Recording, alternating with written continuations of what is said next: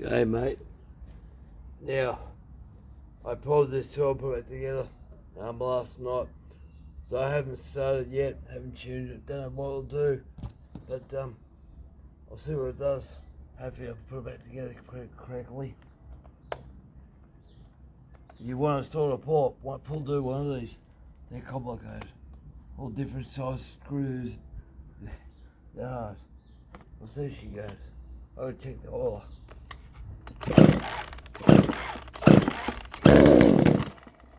That's a good sign.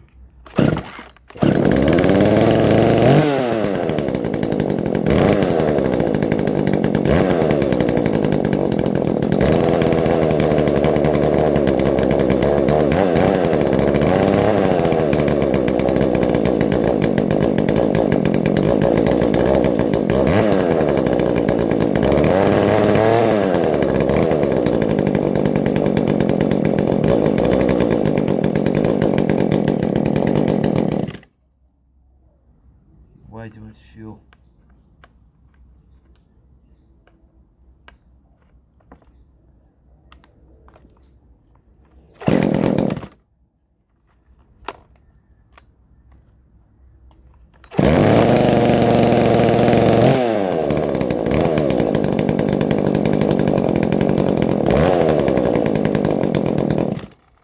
Ah, you bugger.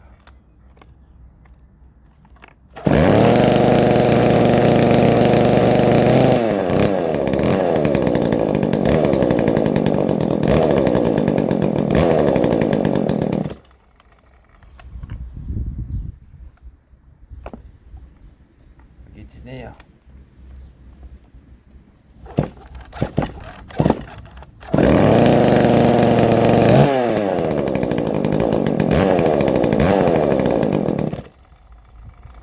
Oh, she runs.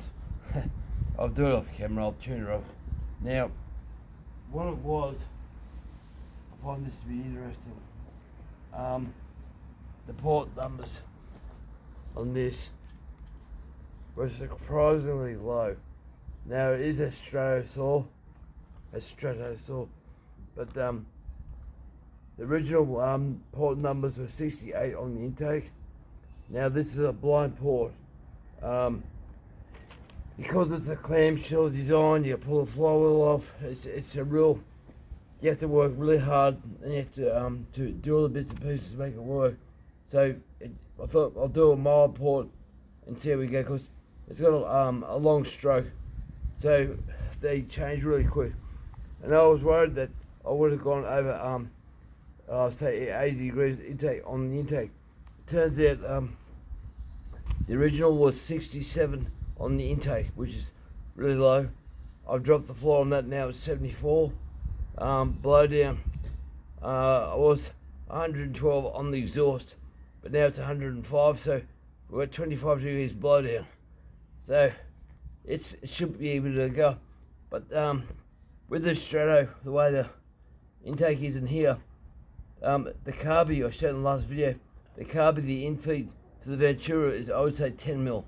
It is so small. But because I poured the Unitec NH841, they actually have theirs disconnected, and the Talon I got in the shed, they're disconnected too. So there's no reason why I can't do the same to this and add a big carby off a Chinese saw, like I say, 52cc, which has got about 20 mils or 22 mils through the carby, or 20 or 18 mils. But it would feed this a lot more. But the reason being, this thing's super heavy. It's almost as heavy as a 372. There's a hell of a lot of metal around the intake and the exhaust. I can open the exhaust heaps bigger. But after doing that, I have to modify the exhaust. So there is potential, big potential. Now, these have a metal deflector. It comes off the front. The screw there is stripped. I tried putting it on last night, but couldn't do it. So I've opened up these exit holes for the exhaust and left it that, because the exhaust is actually sealed right around, so it's hard to get to, and I can't really put exhaust point anywhere. Probably do a fish gill here somewhere. But yeah, very interesting saw. But I was in the zone last night. But anyway, I'll try and turn it up. Is it oiling? Have we got oil? I don't think so. Oh well, no, oil's starting to come down there. Maybe I hadn't run it long. Maybe I haven't ran it long enough. But anyway, I'll get it all back together. Do a few heat cycles.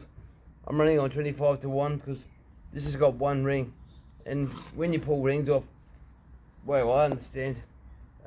They've been sitting for a while. As soon as you open up the ring like that, you put micro stress cracks everywhere, so they're different. So when you put them back on, you're bending them, twisting. So microscopically, they're changing just a little bit. So it's still important to do your heat cycles, make them bed back into where they were after you do your port work and all that crap. They still aren't the original, but once they settle in, they'll go back to the original hole after a few heat cycles. The little Husqvarna 137 I got in the shed. No few heat cycles, and you pull over and it's got heaps and heaps of compression there. So this one's doughy, but you can easily pull over, but as soon as you pull it harder, the compression jumps up. So it's a very interesting saw. Anyway, I'll do any heat cycles and I'll do another video. Thanks guys, thanks for watching.